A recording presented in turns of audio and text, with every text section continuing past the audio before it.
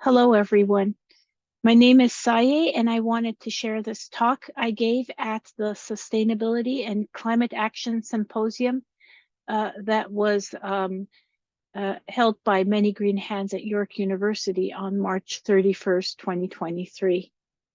It's a different way of looking at gardening, and that is as political action.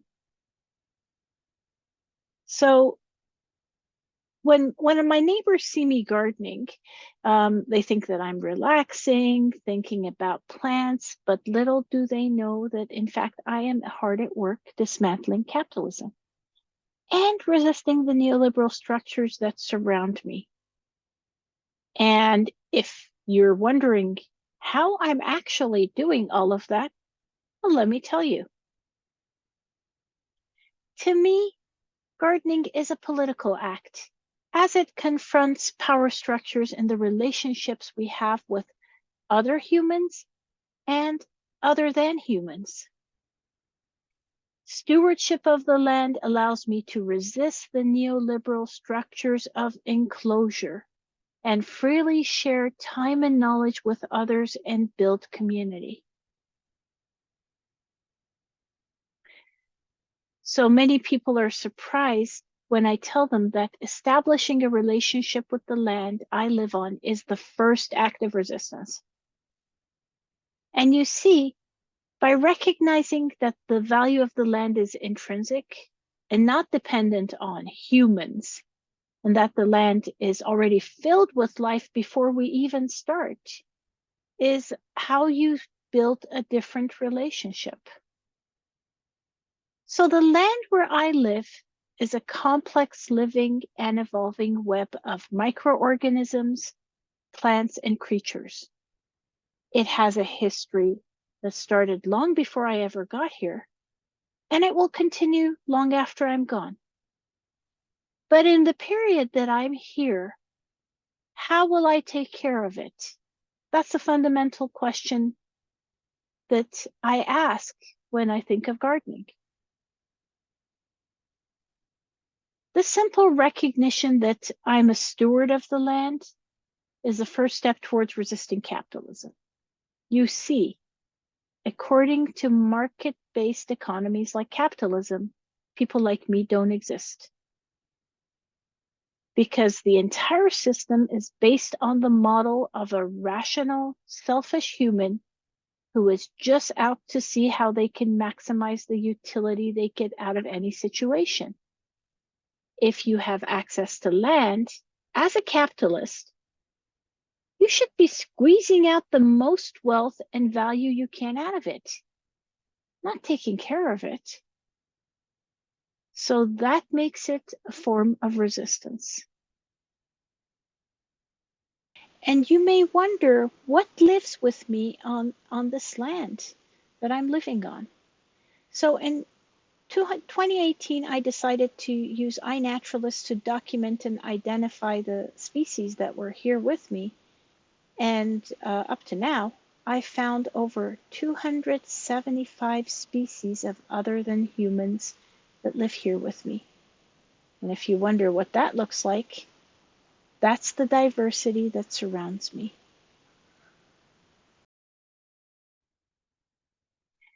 And when we talk of gardening as resistance, you have to think that every day we are bombarded with pictures of what our garden should look like and what we should be doing about it. This is a flyer from Sheridan Nurseries. Not that I have anything against them because it is one of my favorite places to go. But you'll notice, I'm sure you've gotten these at home as well, of what they suggest your lawn should look like, the types of plants you should be having, the types of things you should be using for those. And the message you get is I should be killing creatures that eat my plants. And I should douse the soil with chemicals so I have flowers that bloom all the time. It's about me, me, me. And if that sounds familiar, yeah, it's the same selfish human model that we have. But the question is, what are your alternatives if you don't buy into this narrative? And chances are you end up with something like this. This is actually my own garden, and it's not a bad compromise, eh? So when we first moved here 17 years ago, the garden was exactly the same as every other garden on the block.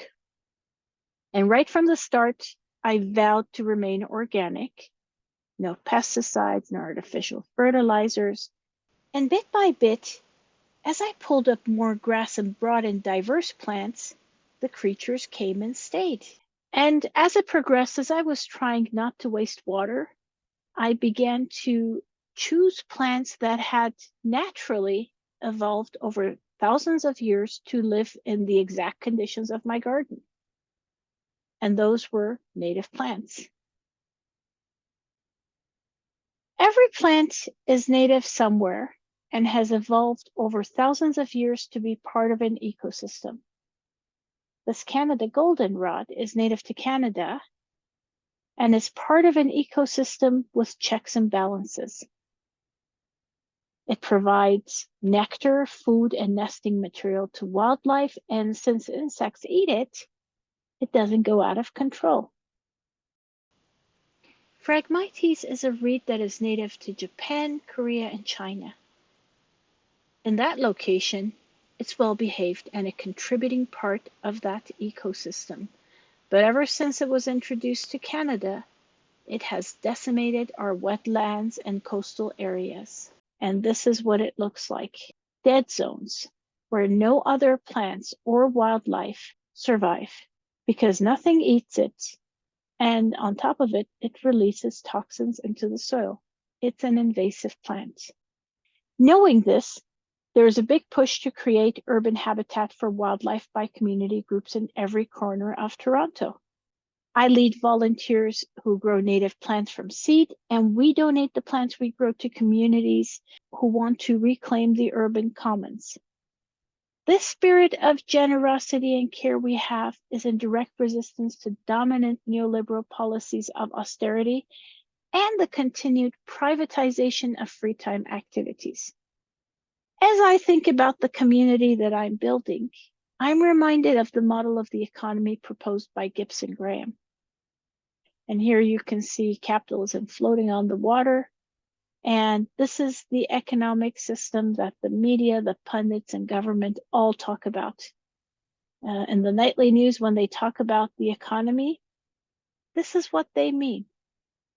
But if you remember when the market supply chains and production stopped, and with the pandemic in place, life as we knew it ground to a halt. What the pandemic did was made it clear that when the visible market economy stalled, so many different economies, volunteers, gifting, sharing, caring, everything continued to make society run. These are all systems that, without the exchange of money, enrich and nurture our society. So I see the work that I do within these economies under the visible waterline of the dominant market-based economy. So while it's important to expose children to community gardening, last November I saw an excellent talk by Professor Winton in York's Faculty of Education about how our public education system is being eroded by privatization. And the examples she provided have really caused me to take a deeper look at how I work with schools. The truth is, capitalism is always taking advantage of unpaid work in society, such as the free care and reproduction provided by women. So you really have to be diligent and not become another resource for it when you're doing this kind of community building.